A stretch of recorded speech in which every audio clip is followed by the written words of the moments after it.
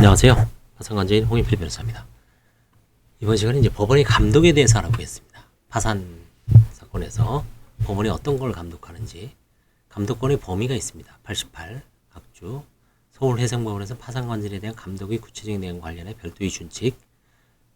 요거는 이제 서울해상법원 사이트에 들어가면 실무 준칙이 다 있습니다. 그걸 한번 필요하신 분은 찾아보시기 바랍니다.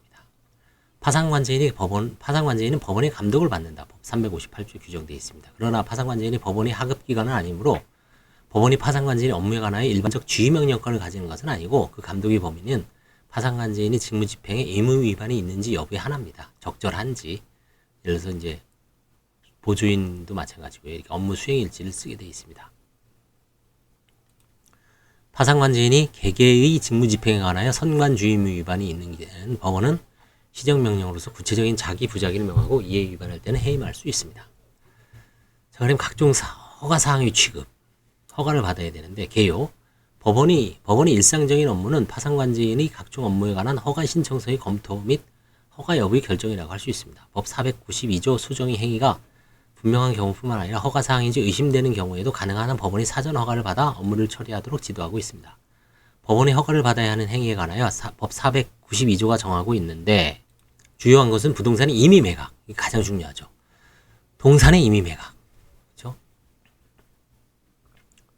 그 다음에 쌍방 미행 쌍무계약의 이행 선택, 소위 제기, 가처분 가압류는 긴급 처분이기 때문에 이건 제외입니다. 저도 이번에 가압류 한 건, 가처분 한 건, 공교롭게도 하나는 조카한테 은닉해 놓은 거고 또 하나는 조카가 떠리로 상속재산 파산해서 갖고 간 거고 둘 다 조카를 상대로 한 겁니다. 하나는 가압류, 하나는 가처분. 가압류는 이제 가액 배상을 하기 위해서 한 거고 가처분은 원상회복을 하기 위해서 한 거죠. 소유제기는 허가를 받아야 됩니다. 그냥 화해 계약, 권리 포기. 뭐 예를 들어서 부동산 한가 포기한다든지 예금을 포기한다든지. 그래서 이제 그 포기할 만한 재산은 관제인 보고서에 다 이제 기재를 하죠. 그리고 판사가 법정에서 다 포기인가 얘기를 포기를 허가를 하는 걸 구두로 얘기하는 판사님도 있습니다. 그다음에 재단 채권 한채권 및 별채권의 승인, 별채권의 목적의 환수, 파산재단이 부담을 수반하는 계약의 체결, 그 밖에 법원이 지정하는 행위 등입니다. 다만 같은 조 7호 내지 15호에 해당하는 경우 그중 가액이 1,000만 원 미만으로서 법원이 정하는 금액 미만인 때는 그러하지 아니하나 서울해상법원은 개인 파산 사건에서 위 금액을 정하는 경우가 없다. 그렇죠. 그냥 뭐 한 300만 원이라도 100만 원이라도 합니다. 법 492조 소정의 행위에 관하여 법원의 허가 또는 감사위원의 동의는 효력 발생 요건이고 따라서 파산관제인이 법원의 허가 또는 감사위원의 동의를 받지 않고 한 행위는 무효이지만 중요합니다. 소제기도 함부로 하다가는 잘못하면 무효입니다. 무효. 상대방이 법원의 동의를 안 받았습니다. 허가를 안 받았습니다라고 무효의 항변을 하면 손은 그냥 각하될 수도 있습니다. 조심해야 됩니다. 선의 제3자에게는 대항할 수 없다. 495조에 나와 있습니다. 선의 3자 보호 조항이죠. 한편 파산재단에 속하는 재산액이 5억 원 미만이라고 인정되는 때는 법원은 파산 선고와 동시에 간이파산 결정을 하죠. 대부분 간이파산 결정이죠. 간이파산의 경우에는 감사위원을 두지 않습니다. 이런 경우는 어떻게 되죠? 지금 처음에는 이제 5억 원 미만이라고 알았는데 해보니까 저도 이번에 보니까 15억을 경매해서 환가받을 게 있어요. 15억이 들어오는 거거든요. 그때는 다시 간이파산은 취소하고 하느냐? 그렇진 않은 것 같아요. 그냥. 다만 실무상 개인 파산 사건에서 감사위원을 선임하는 사례가 거의 없으므로 법원의 허가 이외에 감사위원의 동의까지 받는 경우는 없다고 할 수 있습니다. 법원의 허가 또는 불허가 결정에 대하여는 불복할 수 없습니다. 불허가 결정에는 불복할 수 없습니다. 그냥 끝나는 겁니다. 저도 최근에 불허가를 2개나 받았습니다. 불허가를 2개를 받아서 뭐 다시 이제 금액이 하나는 작고 하나는 부동산 500만 원이 미달을 해서 다시 이제 재매각을 할 수밖에 없습니다. 두 번째, 부동산, 동산, 기타 자산이 임의매각. 부동산이 임의매각. 이게 이제 가장 동의사항이 많은 거죠. 부동산, 동산, 기타 자산 등 민사집행법에서 환가 방법을 정한 권리 환가는 민사집행법에 따르되 법원의 허가를 얻어 다른 방법으로 환가할 수 있다. 496조. 실무상으로는 적극적으로 재단의 증식을 위하여 법원의 허가를 얻어 임의매각하는 방법으로 환가하는 경우가 많다. 부동산이 임의 매각에 있어서 주의할 점은 우선 그 가격이다. 적정한 가격을 산정하기 위하여 전문가의 감정을 거치는 것이 좋지만 예상 매각 가격이 높지 않은 부동산은 감정을 하지 않고 부동산 중개업자의 매매 신뢰, 공시지가, 장부가, 최근 경매 부동산이 최저 경매 가격 등의 조사를 거쳐 신청서에 기재하도록 하고 소명자를 첨부하게 한다. 담보권자 등이 자료를 가지고 있는 경우에는 이를 제공받는 것도 하나의 방법이다. 그렇죠? 다음으로 문제되는 것은 매각의 방법입니다. 처음에 이제 가격이 되면 이제 방법도 문제입니다. 파산관절이 최저한의 매각 조건을 제시한 후 매수 희망자를 모집하여 매수 희망자의 변제 자력, 부대 조건의 충족 가능성, 담합의 가능성 등을 심사해 1차 선정을 하고 이들을 대상으로 입찰을 실시하는 방법이 좋습니다. 그래서 이 공고매각, 대법원 사이트에다가 공고매각을 하죠. 어디 소재, 집, 아파트, 토지, 뭐 공유지분에 대해서 이러이러한 조건으로 최저 입찰 가격을 제시를 하고 보증금 10%를 넣으시면 이제 넣고 이제 응찰하신 분 중에 가장 많이 쓰신 분은 이제 선정하는 거죠. 그러나 매수 희망자가 적으면 매수 희망자 전원을 상대로 입찰을 실시해도 무방하다. 그렇죠?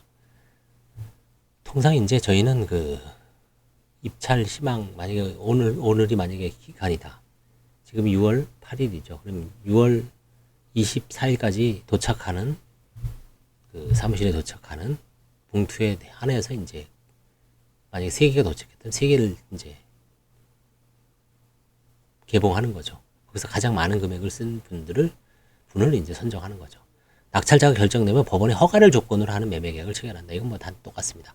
법원은 파산관제인이 이와 같은 절차를 거쳤는지 검토하고 불분명하면 관련 자료를 제출하도록 한다.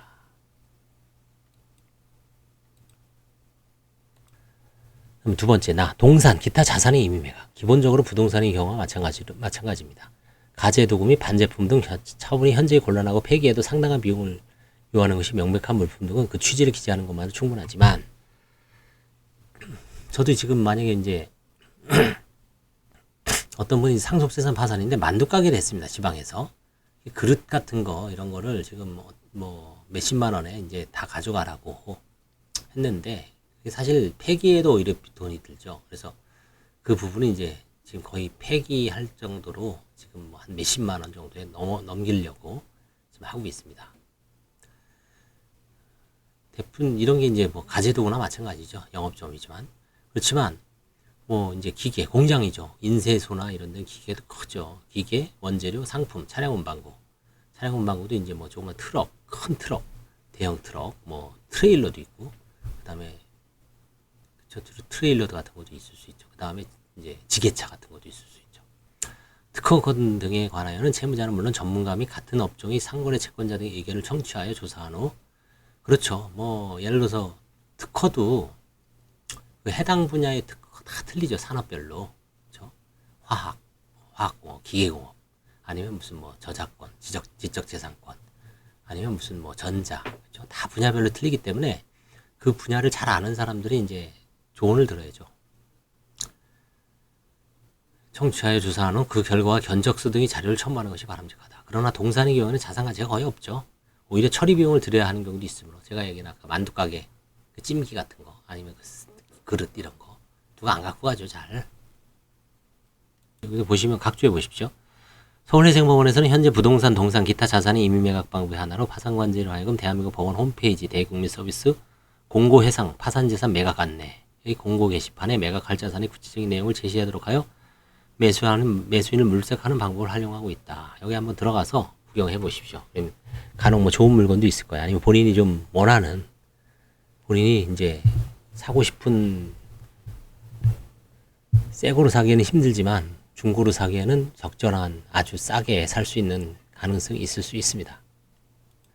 처분 가격에 대해 지나치게 객관적인 자료를 요구하는 것은 동산에서 관제업무의 지체를 초래할 우려가 있으므로 신중을 기해야 합니다. 지금 각종 회원권, 지식재산권, 비상장 주식 등의 거래를 중개하는 인터넷 사이트도 늘고 있으므로 이를 활용하여 매각하는 것도 가능할 것이다. 채권, 유가증권, 콘도 회원권, 골프 회원권 등의 양도 허가를 함에 있어서는 채권의 현재 가격 산출 근거, 시장 가격 등에 관한 자료가 첨부되어 있는지 확인해야 됩니다. 그래서 이번 시간에는 부동산과 동산의 임의매각 허가와 관련된 문제점까지 공부해 봤습니다. 다음 시간에 이제 쌍방미행 쌍무계약부터 다시 한번 시작을 하겠습니다. 감사합니다.